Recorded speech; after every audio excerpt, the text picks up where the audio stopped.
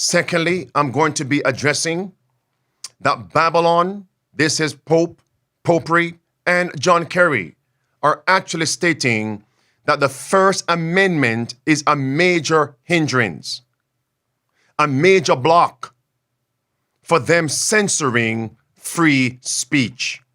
Both have also said you are sick if you promote what they call disinformation. Both have said that they will blot us out of existence. This right now is trending, and we're going to be addressing that because these things are fulfilling end-time prophecies. Let's get right into it, shall we, my friends? This is day 1092 without a public remorse apology from the SDA leaders. I don't think it was helpful to ignore 25,000 signatories of doctors, pastors, teachers, engineers, janitors, etc., who saw potential trouble in the affirmation statement of October 2021. October 2021, that's October 25th to be exact, 2021. From that date to the present, October 2nd, 2024, it is 1,092 days since the SDA leaders actually united with the state. Don't you forget that. With the state, and promoted Babylon's sorcery, trampled upon the liberty of conscience, the freedom of its members, and actually persuaded their members to submit to the government. These articles I'm simply referencing because I've covered them before. And in this video clip, the PARL director actually stated, we would not impinge upon the realm of state authority. Of course, the context is clear. They united with the state. And I won't play that. And the great question is, are we now seeing that one of the 8 tentacles of Mother Beast, Babylon, the papacy, just as the octopus has 8 tentacles, one of them is ministers of the beast, MOB, which brings us to the mark of the beast, MOB. All linked to mother of the beast, MOB. Are we now seeing ministers of the beast within the SDA community? Ministers of the beast within the SDA community, promoting Babylon's sorcery, mother of all beasts. Take a look at this, my friends. I want to be very clear. I believe that there are leaders of secret societies that run the church and run the state. And that is a statement that we are going to unpack in part today. And later on, in subsequent lessons, I will say more. My cup is full. By God's grace. Let's get right into it. What is trending now, friends? Here it is.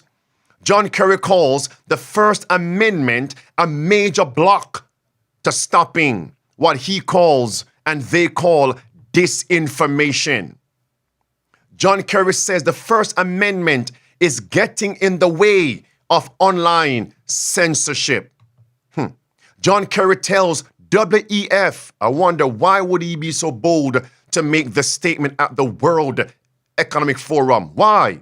Because birds of a feather flock together. Show me your company, I will tell you who you are. John Kerry tells WEF and the world, our First Amendment stands as a major block against hammering disinformation out of existence. May I ask you a question? We're on social media. We're on legacy media. MSM, do you find any criticism from legacy media against this statement from John Kerry?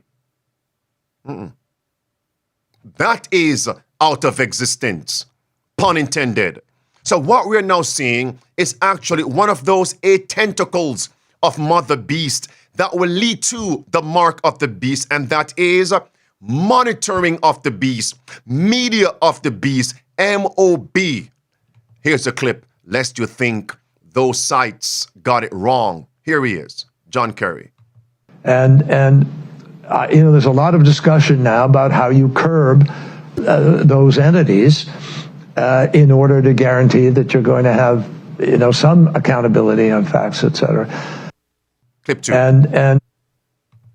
But look, if people go to only one source and the source they go to is sick and, has an agenda and they're putting out disinformation, our First Amendment stands as a major block to the ability to be able to just, hammer it out of existence. So, what a bold statement. The First Amendment stands as a major block to hammer it out of existence. Hammer what out of existence? What he calls disinformation. May I ask you a question? Is disinformation abstract? No. People, they claim, are promoting disinformation. So what will they do to those people? Hammer them out of existence. And beloved, we're now seeing something similar going on within the SDA community. What has happened to Dr. Conrad Vine since his statements publicly against the SDA leadership? They're actually censoring him, marginalizing him, hammering him out of existence, blacklisting him, banning him from pulpits in the SDA local churches. What we're now seeing is the ministers of the beast, not only in Babylon, in the world, but also in the church, the SDA community. And as I progress in this presentation, I'm going to be comparing, showing you the juxtaposition in the world and also in the church. Here is John Kerry. The man is going to tell us that this election coming up November 5th is all about limiting the effect of the First Amendment. It's time to implement change. That's what the man said. Again, context is king. Context is everything. John Kerry, here he is. What we need is to win the ground, win the right to govern by hopefully having, winning enough votes that you're free to be able to implement change. Now, obviously, there are some people in our implement change. What change? Clip 2. Stay right there. What change? Context. Context is key. They want to hammer out of existence disinformation, number one. And number two, the First Amendment stands as a major block in our efforts. And this election will bring change. This is what the election is all about: to destroy, to remove, to limit the impact, the effect of the First Amendment. I've never heard it put like this publicly, without any qualification. This is what the tyrants mean. This is what their goal is. Watch carefully. Be able to implement change. Now, obviously, there are some people in our country who are prepared to implement change in other ways. And so that's you're really questioning dangerous. really if democracy can survive unregulated social media. I think democracies are very challenged right now and have not proven they can move fast enough or big enough to deal with the challenges that we are facing. And to me, that is part of what this race, this election is all about. Will we break the fever in the United States? Mercy. Will we break the fever? This is what this election is all about. We want to limit the effectiveness, the impact, the cover, the refuge that we have under the First Amendment. That's what he just said. He went on to state, it's time to move fast. We aren't moving fast enough. Stop it right there. Let's get back to Inspiration, Volume 9. Page 11 clearly says that the final movements will be rapid ones. We're now seeing it. The agencies of evil are combining their forces and consolidating. They are strengthening for the last great crisis Great changes are soon to take place in our world. And the final movements will be rapid ones. The man just said it's time to implement change. What change? Let's get back to the Bible. Inspiration. Revelation 13 verse 11 brings to view a change that will come to America from a beast, that's a nation, with two horns like a lamb. Those two horns, religious freedom and civil freedom. Those freedoms enshrined in the U.S. Constitution, the Bill of Rights, the First Amendment, freedom of speech, freedom of the press, freedom to gather, yes, freedom of worship and religion, and to petition the government, redress grievances, freedoms. But verse 11 says she will speak as a dragon. Verse 12, force everybody to worship the first beast whose deadly wound was healed. That is popery, verse 1 through verse 10. And then verse 14, she will form, America, will form an image, watch this now, an image to popery. Verse 15, false worship in America or be killed if you dissent and oppose. Verse 16 through 17, you won't be able to buy or sell. Freedoms null and void in America. We're now seeing the change, the transformation for the worse. Have you ever heard someone make the statement publicly as a chief executive in America? Who is John Kerry? The man once ran for public office, for president, VP as well. The premier envoy, ambassador of this administration to the world, John Kerry, leading voice to combat climate change from America's perspective to the world. John Kerry making such statement. We must castrate the First Amendment. This is the image of the beast. Beloved, that's in the world. But watch now. In the book Last Day Events, give that to me, preacher. In the book Last Day Events, page 227, paragraph 3, paragraph 2, the Lord has shown me clearly. The image of the beast will be formed before probation closes, for it is to be the great test for the people of God by which their eternal destiny will be decided. The image of the beast. Now, is that going on in the SDA community? Yes. We just saw during the pestilence 19 pandemic, the SDA leaders joined with the state, that's it, to promote Babylon's sorcery, Babylon's inoculation. That is the image of the beast being formed in the SDA community. I just gave you those clips in part. And as in the world, silence every voice of opposition. Blot them out of existence. What's happening now in the SDA community? They are banning, censoring, blacklisting. Do you see it now? Dr. Vine and others. They want to silence every dissenting voice. The image of the beast is being formed right now in the SDA community. And many folks will love to say, Pastor Enriquez, don't talk about these things. They hope that by me not saying anything, the issue will just die away.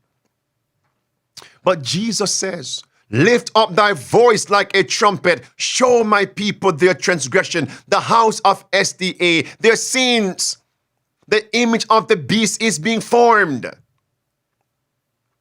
They hope that we'll go back to the days of cassettes ministry, newsletter ministry, when if there was an issue, it would take weeks and months to be circulated to SDAs who are concerned worldwide.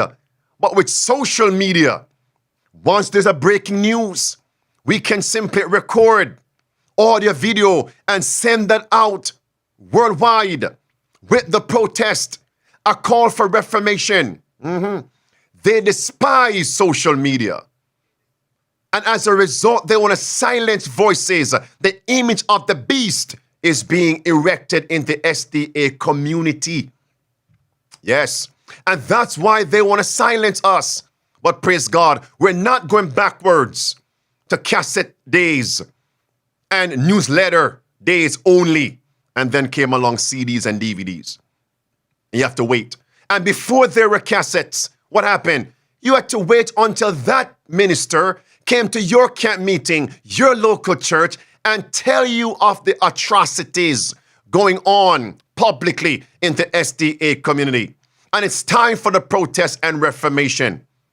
They want to bring us back to antiquity, going back to the dark ages. No, it's a new day. They want to silence us in the book Great Controversy. Preacher. Page 445. We're told clearly the image of the beast is when the church unites with the state. Yes. And to force the conscience, Great Controversy, page 445. Go back and read that, my friends. I'll give you the paragraph. Page 445. And that is the chapter, God's Law Immutable. Paragraph 1 of page 445. Go back and read that, friends. It's being formed. Now, let's get to secret societies. John Kerry, look at your screen. It says, the 13 most powerful members of Skull and Bones. Those of you who are live with me, do you recall that secret society, Skull and Bones? It's one of several. The 13 most powerful members of Skull and Bones. Well, John Kerry is number 8. It's right there on the screen. Look who is number 10. George W. Bush. 8 and 10. And the reason why I'm giving you these two men is because both men claim to be on two different sides of the spectrum. But since they are part of the same secret society, it's the same agenda that they are pushing. But they approach the end goal from two separate perspectives. Have you ever gone to a mall? Let me give you that. Or even Walmart or Whole Foods, two separate sides of the spectrum. No shopping mall has only one entrance in these days. Walmart, you have left entrance, right entrance, but you can approach Walmart from either entrances. You see my point? Whole Foods from both entrances. Left, Democrat as it were. Right, Republicans. Secret societies. Take a look at this, my friends. We're both in Skull and Bones, the secret society. It's so secret we can't talk about it. What does that mean for America? The conspiracy theorists are going to go I'm wild. sure they are. I don't know. I haven't seen the web. Number 322. First of all, he's not the nominee. And, look, I look forward... Are you prepared to lose? No, I'm not going to lose. Mercy. You both were members of Skull and Bones, a secret society at Yale. What does that tell us? Not much, because it's a secret. Is there a secret handshake? Is there a secret code? I wish there were something secret I could manifest. 322, a secret number? There are all kinds of secrets, Tim, but one thing is not a secret. I disagree with this president's direction that he's taking the country. We can do a better job, and I intend to do it. And we'll be watching. Be safe on the campaign trail. John Kerry, thanks for joining us. And we'll be right back. That's clear. Friends, they are not opposing parties. They could not be if they all belong to the same society. Is that going on in the SDA community? Do you know that several SDA leaders, not only at GC level or even division, union, or even conferences, but local SDA pastors belong to secret societies such as fraternities, the Greek fraternities. They go back to ancient mysticism. Greece, Greek culture, Persia, Babylon. Come on, friends, wake up. And many of them are part of the so-called brotherhood. Many liberal SDA pastors and so-called conservative pastors belong to the same so-called brotherhood fraternities that came from Babylon, Egypt, Babylon, Persia, Greece. And remember, what is the body of the actual papacy? It's the leopard. Leopard is Greece. Same system, different perspectives. Pagan Rome, fraternities. Look at this right here, friends. They went to Yale. You mean Yale Law School? Great Controversy, page 235. These schools and colleges for princes and sons of nobles were established by the papacy to get these leaders in America to be educated, to be Jesuit trained, to carry out the same objective of popery. And what is that? To overthrow Protestantism, overthrow freedoms, and to bring about the re-emergence of Babylon, the Antichrist, the papal power. You're seeing it now. This is Bush on the right. Hear what he says about popery. When you look in the eyes of the Pope, what do you see? And Bush said, I see God. Mr. President. I thought he was Protestant. Oh, Texas, Protestant state, Texas, red state. I thought Protestantism meant to protest against popery, not to look at the Pope and say, I see in his eyes God. Protest is over. Do you see it now? It's going on also in the SDA community. Look at that picture. On the left of your screen, that's a so-called Protestant civil leader shaking the hands of popery. What did Ganun Diop do? SDA leader of PARL shook the hands of the Pope and said popery has changed. Might as well. Someone asked Mr. Diop, what do you see when you look in the eyes of Pope Francis? He might say, I see God. Here it is. Mr. President, final question. Yes, sir. You said famously, when you looked into Vladimir Putin's eyes, you saw his soul. Yeah. When you look into Benedict XVI's eyes, what do you see? God. Good way to end the interview. Thank you, sir. Thank you, sir. My pleasure. Yes, sir. And just remember, friends, if I replay every single clip to make my points, we won't finish. So I'm hoping that you are recalling these statements. Remember, Diop said in that same meeting in Nairobi, that SDA church about two weeks ago, the man said, nothing is wrong with meeting with a cardinal, a bishop, the Pope, and shake their hands, because to me, the Pope is just another person. I see God.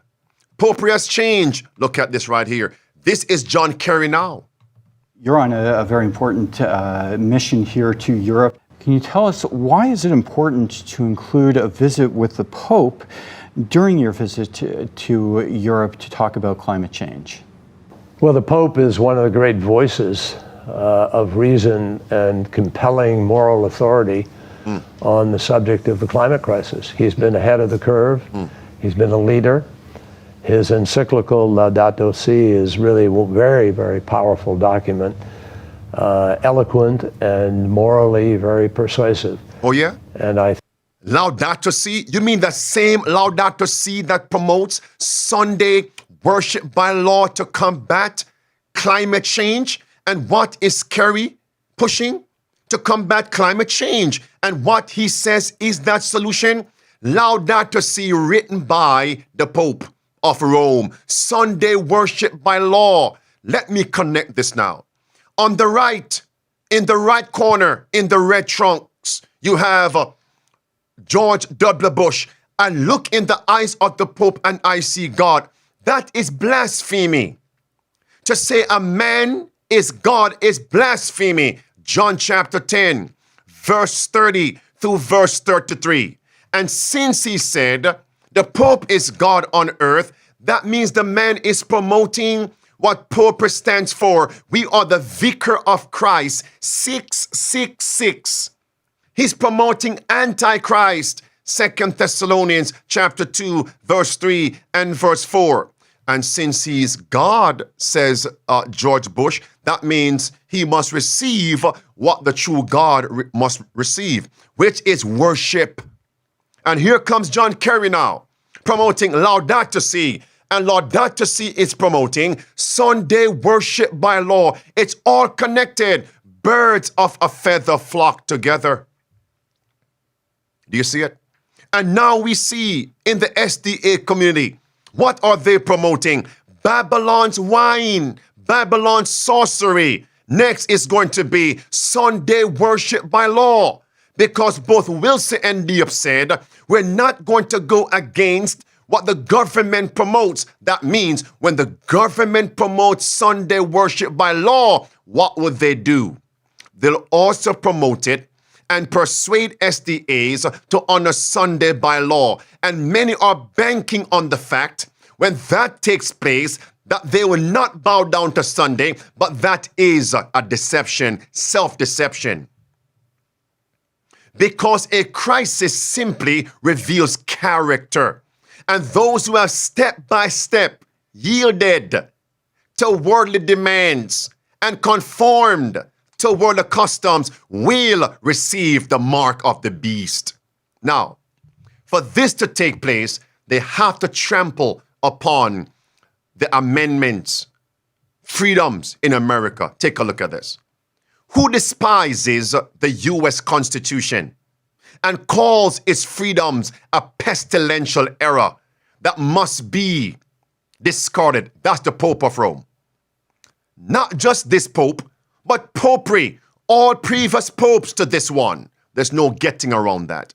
That was written in their encyclicals. And remember, when they speak and write in their encyclical, that means those words are infallible. It's right there. And what is John Kerry pushing? We must remove the First Amendment because it is a major block to censor free speech, or what they call disinformation. This Pope says freedom of expression has limits. Let that sink in. Abraham Lincoln, as president, said, the Jesuits despise our sacred rights. They despise our liberties. That's Abraham Lincoln in the book 50 Years in the Church of Rome. All right? And here is the Catholic press stating, to understand Pope Francis, look to the Jesuits. Here is John Kerry. And I think the dislike of and anguish over social media is just growing and growing and growing. And it's part of our problem, particularly in democracies, in terms of building consensus around any issue. It's really hard to govern today. Do you see it, friends? So not only on climate change, they need to censor speech.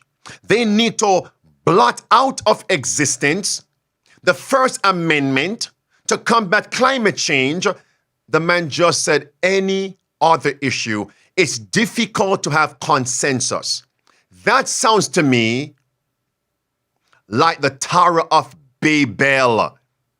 In chapter 11 of Genesis, when Nimrod said to combat another flood, in chapter 6 through chapter 10 of Genesis, to combat climate change, we must build this tower and this city.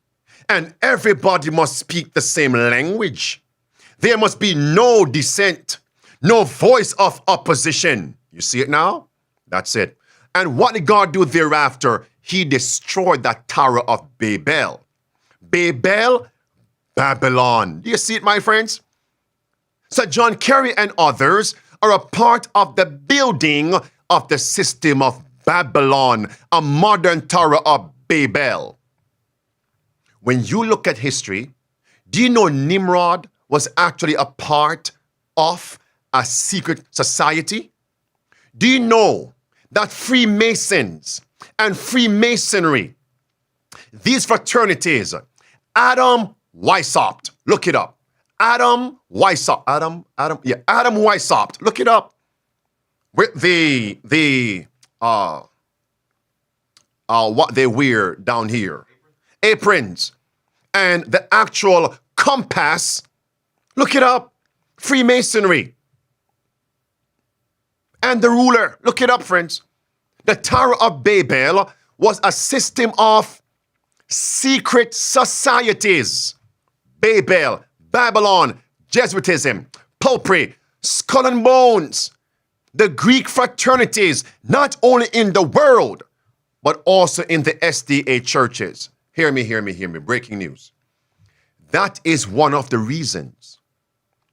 If the SDA leaders were to find out that one of their leading pastors have committed public abominations, they simply sit him down for a few months or move him around to a different conference district. And then he is reinstated to his position. Do you know why? One main reason is that pastor is a part of the quote-unquote brotherhood. That pastor is a member of some Greek fraternity. And the leaders of the conference are also a part of these Greek fraternities, secret societies. And by the way, these fraternities don't only unite SDA members and pastors, but the fraternities also unite with SDA pastors men from the world, from Babylon. I know of what I speak. Because even at Oakwood, they had fraternities on the campuses, and many SDA young men were in the fraternities, and many men from other colleges from Babylon were also a part of the same fraternities. How can you have a brotherhood with SDAs and men from Babylon?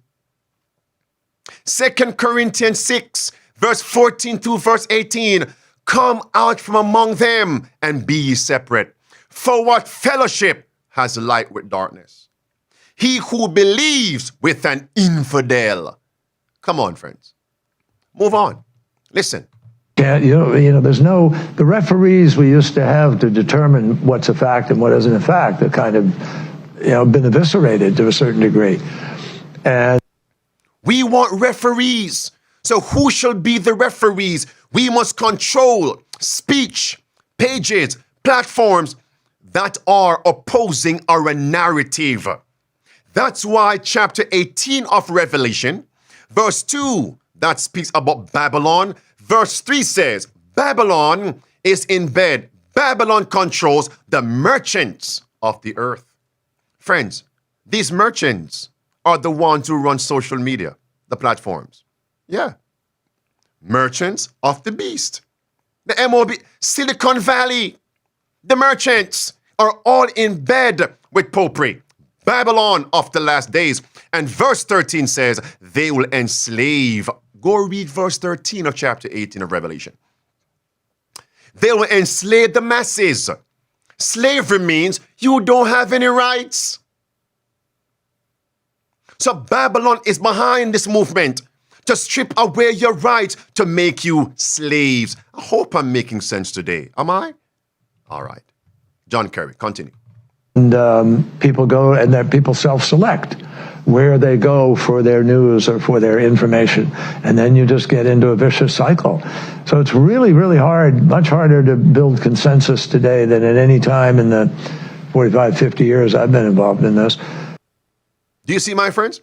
And now the man is going to say, you are sick. Listen. But look, if people go to only one source and the source they go to is sick and, has an agenda and they're putting out disinformation, our First Amendment stands as a major block to the ability to be able to just, hammer it out of existence. So watch these 4 points. You are sick, number one, if you promote a narrative that we label as disinformation. Number 3, the First Amendment of the U.S. Constitution is a major block to stop that disinformation. And number 4, he just said what? We want to hammer you out, hammer it out of existence. 4 major points. Remember now, John Kerry is Catholic. Breaking news. And also belongs to a secret society, Skull and Bones, Who also said those 4 high points? Look at your screen. The Pope of Rome. This is Catholic News Service. The Pope says fundamentalism is a sickness. Quote, direct quote, many who believe they possess the absolute truth, they go ahead dirtying the other with calumny, with disinformation and doing evil, end quote. That's a nail in a sure place. That's a nail in their coffin. Pun intended. Skull and bones. Where do you put bones? In coffins, in the earth, in the grave, in the tombs. Skull and bones. You are sick. If you promote what we label as disinformation, it's clear now, friends. It's clear. It's clear. Look at this. A second statement from RomeReports.com. You know what? I'm going to move on. Watch this now. And the Pope is saying social media must censor and ban these preachers, ban these talking heads, ban these platforms and channels that we are against because they are against our narrative. Do you remember Martin Luther in the protest and the Reformation of the 16th century? Luther was using what they would have called back then social media. But that was not the virtual space. It was the stationary press, the printing press. And Popery took over the printing presses through the kings of Europe, through her Jesuits, to silence freedom of speech. Look at it now. And Popery did that through what was called the Inquisition Board. And that board is still intact today, only with a different name. And Henry Kissinger once wrote, religious unity had fractured, flourished with the survival and spread of Protestantism. But watch, the Protestant Reformation destroyed the concept of a world order. Do you see it now? Sustained. The world order was sustained by 2 swords, the papacy and the empire. Does that make sense, friends? What is the WEF calling for? Klaus Schwab. What is Tedros? I'm going to him right now. WHO calling for world order. What is the UN leader, Antonio Guterres, calling for? A global world order. The Pope is calling for a new economic order. Kerry, a new world order. It's only going to be sustained by 2 swords. The papacy and the empire. UN, US. Does it make sense now, friends? But what stands in its way? Give it to me, preacher. Protestantism, freedoms, freedoms. So to get that world order, they must destroy Protestantism. We're seeing it now. So let me come back to the church. So could it be that the leaders of the SDA leadership are also promoting the new world order? How so, Pastor Enriquez, as they're now censoring the protest and the call for reformation? The question is, are these 2 leaders and others a part of secret societies? Friends, I know what the answer is. I simply raise questions to get you to think. You wait until I get to subsequent lessons. But you don't have to wait. Matthew 7, Christ says, by their fruit you shall know them. That needs to be repeated. By their fruit you shall know them. So what is the PARL director promoting? The policies of Popery. By their fruit you shall know them. What are the leaders of the GC promoting? The policies of Babylon. By their fruit you shall know them. In their eyes, the protest is over. But God will have a voice in the wilderness, like John the Baptist, like Christ, the disciples, the reformers of old, John Wycliffe, Martin Luther. Let's continue. This is Tedros. Hear what he says. WHO, listen. If I was a comedian, I would give you a joke and make it funny. We don't play games here. Listen attentively. Trust into the global system is very, very difficult, especially with all the misinformation and disinformation. And the challenge we are facing now with the pandemic agreement, with all the misinformation circulating, this pandemic agreement is a negotiation between member states and for member states. And when agreed, it will be implemented based on their national laws. But what's circulating now is as if WHO is going to take over or WHO is going to be dictating lockdowns and so on, which will never happen because what is circulating is actually a lie and a misinformation. Listen. The member states should come out and say this is a negotiation between us, for us, and we will implement it based on our national law. And there is nothing that will be a world government, that some people are saying, that will dictate or tamper into their democracy. For trust to come, the member states themselves, the 194, should come and say it, tell the truth. If everybody says it in their respective countries, trust could come. But many countries are quiet. Why are the countries quiet? Why? Come on, answer. Why? Because the leaders of these countries know it is tyranny. It is a system of draconian policies. And they know if they kick against the prick, they'll either be poisoned, lose their office, even assassinated. They are seeing what happened to JFK. Almost all of them were quiet, despite all the misinformation that's circulating. This pandemic agreement can help in preventing the same crisis. You see, my friends? Let me come into the SDA church. Why are many pastors silent? All right. It's the juxtaposition. Why are so many SDA pastors silent when we can see the leaders of the SDA organization have joined with Babylon, promoting Babylon sorcery, silencing freedom of speech, marginalizing the faithful Protestant, blacklisting faithful preachers, stripping away our liberties? Why are they silent? Silence in the face of evil is evil itself. They are indifferent and neutral, and they are committing a grievous crime in the sight of God. Let me close this off.